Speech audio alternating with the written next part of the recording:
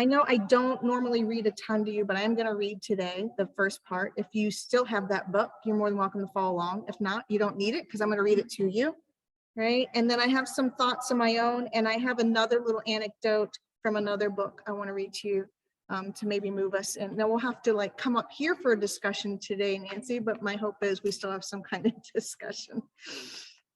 All right, so the idea is that everything is divine, right? Including every single person on the planet. And everybody has some kind of meaning to carry on to everybody else and to themselves. The story I'm going to read you today is from Reverend Paul John Roach. And he says, I experienced a relatively benign upbringing in terms of my church and religious traditions. However, the prevailing perception of God was of a super being who was somehow above and beyond his creation. There was definitely a gap between God and humanity, and this was reinforced by the notion of humanity's sinful nature. This never rang true for me, and as a result, I found a closer connection to the divine in nature than in traditional religion.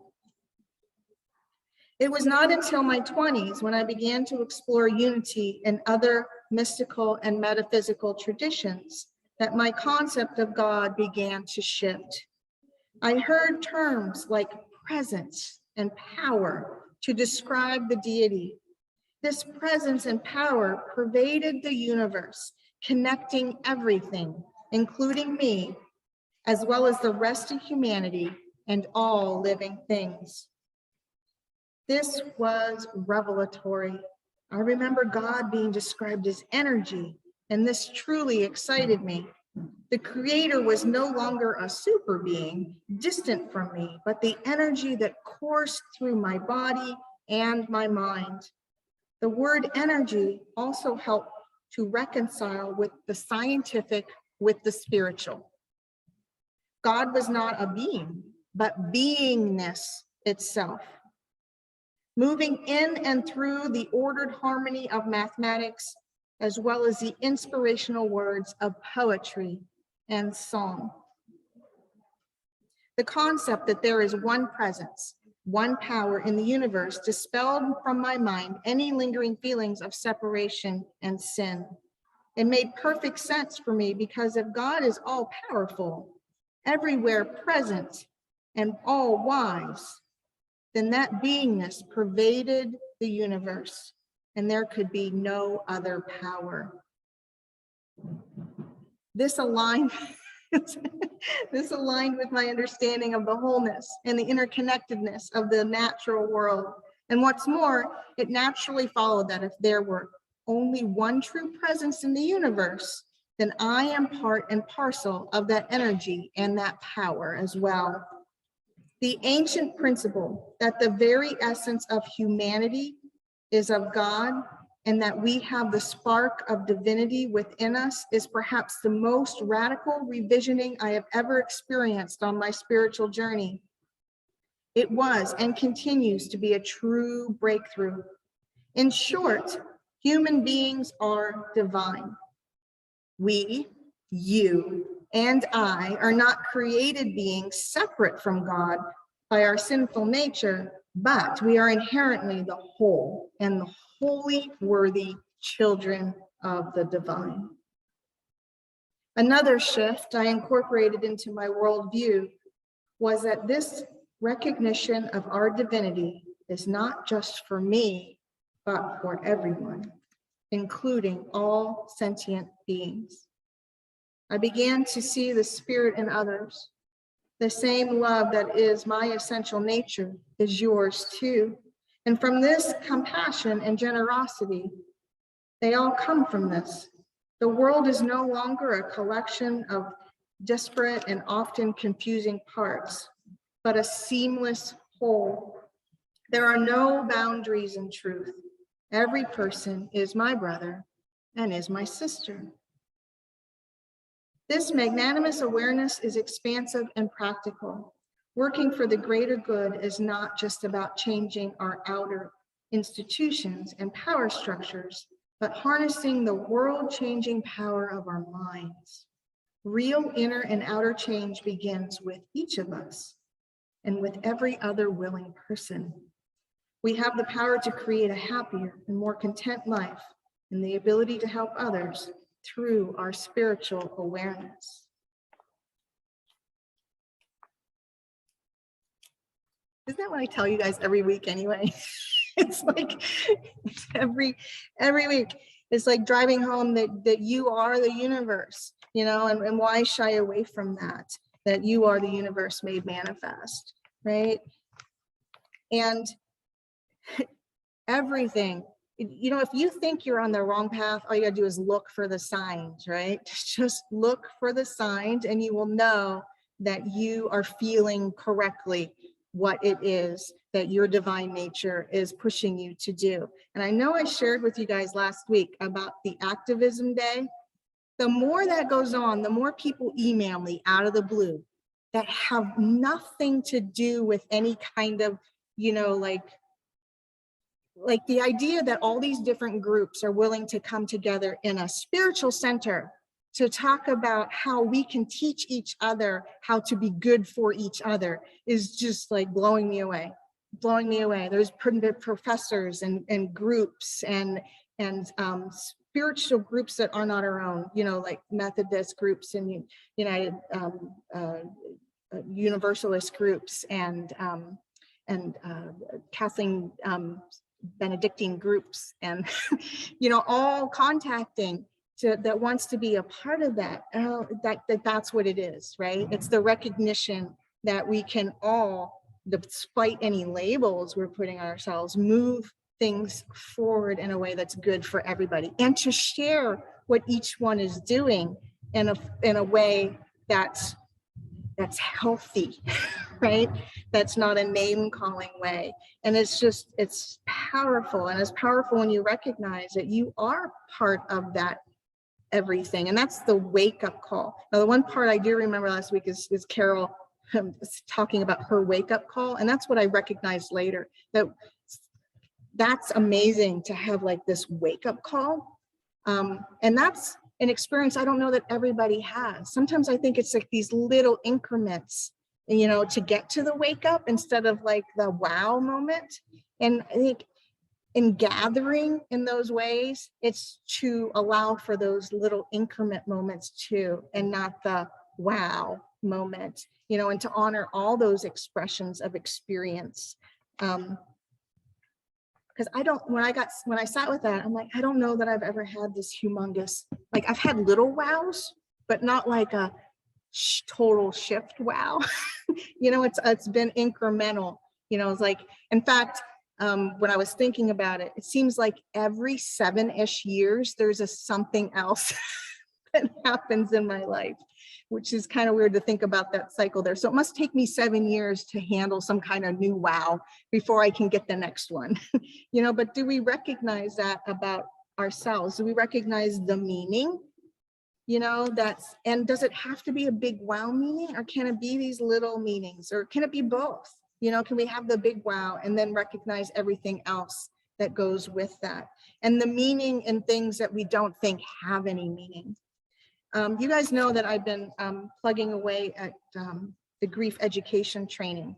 I'm getting down to my last couple of weeks, but I want to share with you something I read for that, and it is about creating meaning. And this is from a book by David Kessler called Finding Meaning, the 6th Stage of Grief.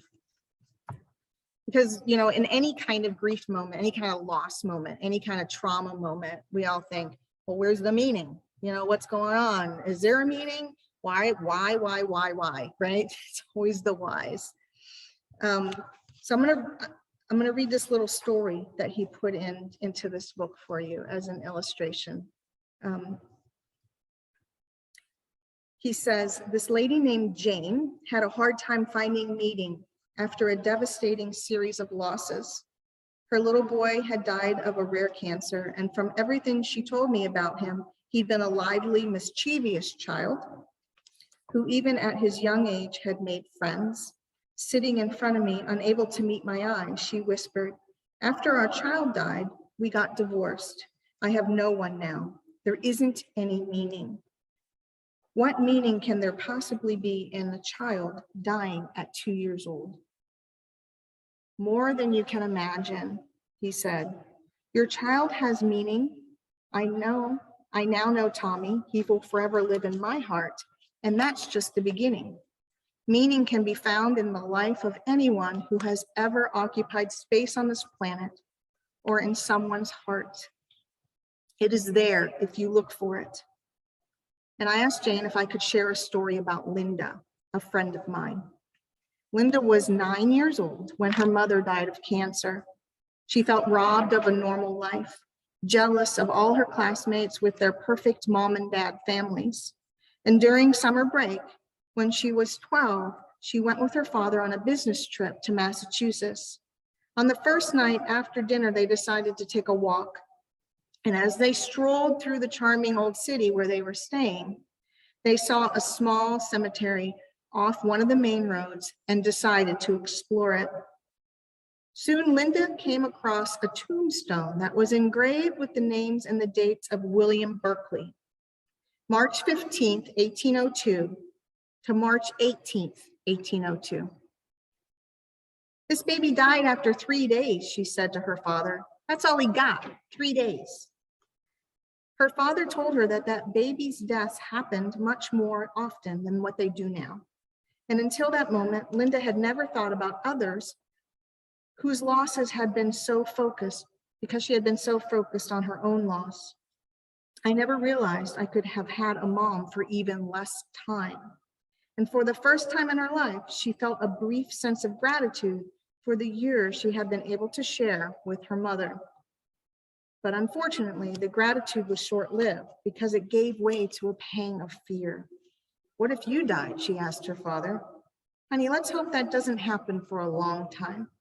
She told him she had seen a commercial on TV that said, what would you do if a loved one died and you didn't have money to bury them?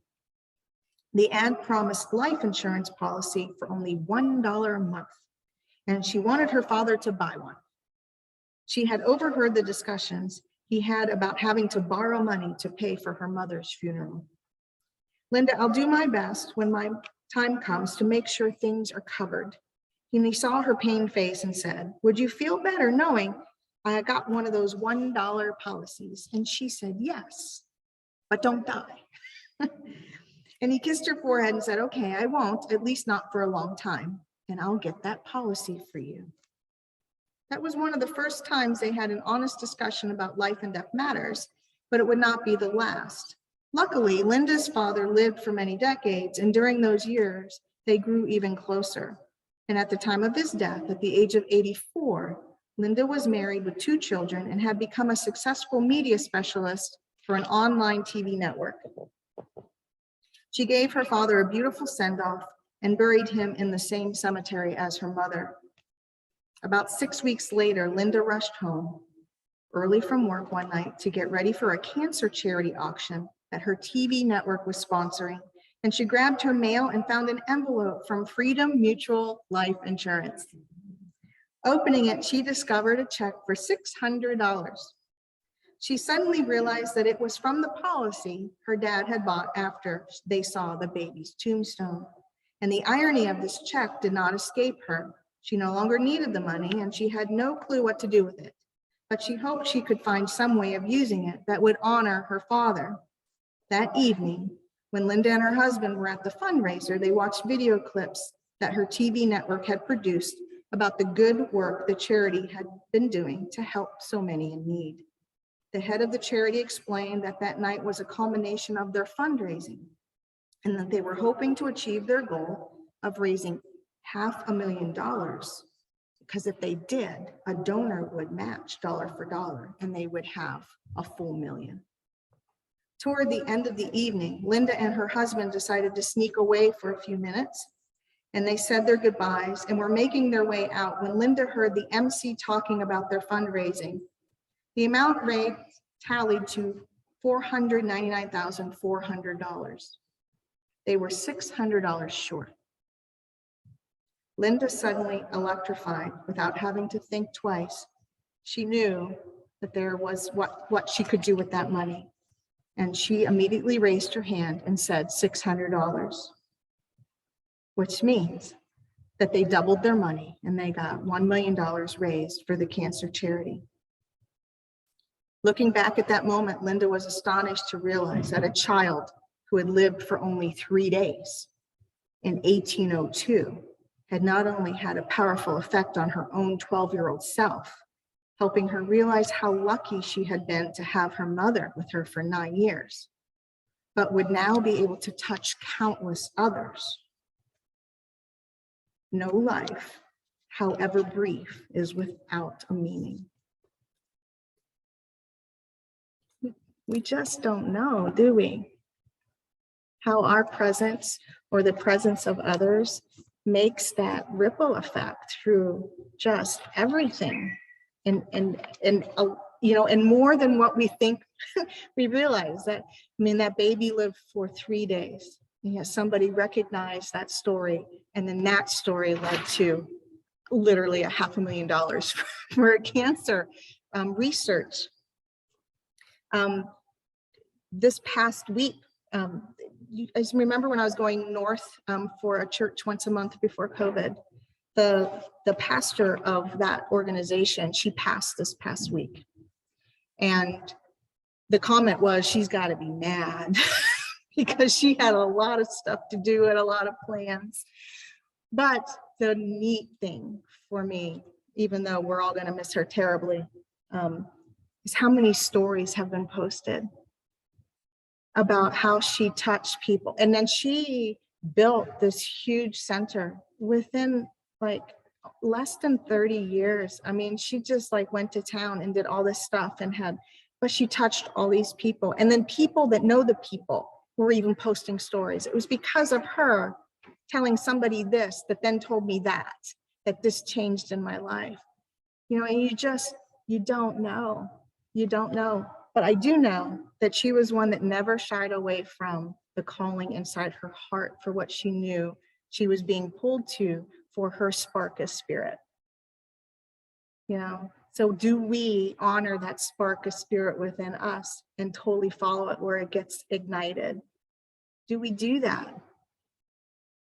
And even if we're not doing that, we can see by that 3-day-old baby is still going to flow and still going to light something.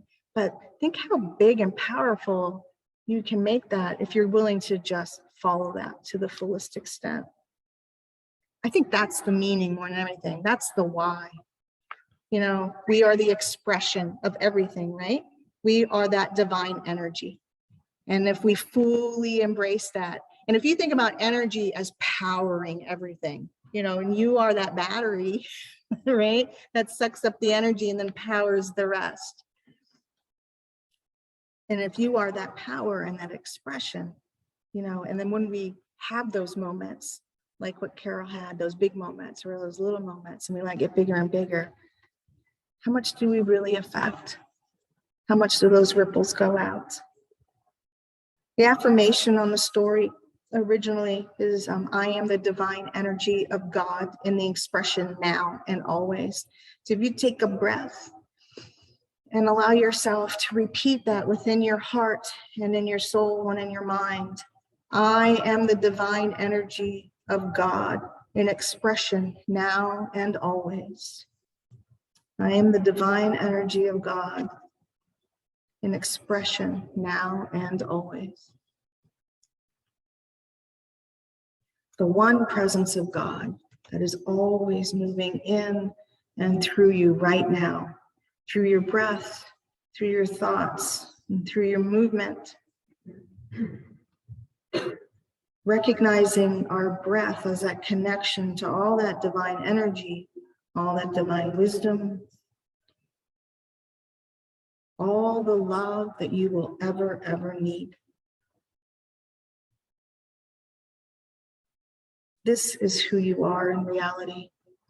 And in your breath, allow yourself to feel that, acknowledge that. You are love. You are whole. You are divine. Breathing that in, feeling that truth. We accept it. We are remarkable spiritual beings in human form, sharing light and bringing light to our life experiences. Breathing that inexhaustible energy, feeling and breathing that power of divine, feeling it move through us, blessing us, blessing all that we do, healing, bringing joy, recognizing peace, recognizing ourselves. We live magnificently in the flow of God. We are that flow. I am the divine energy of God, an expression now and always. Take a nice breath. And so it is.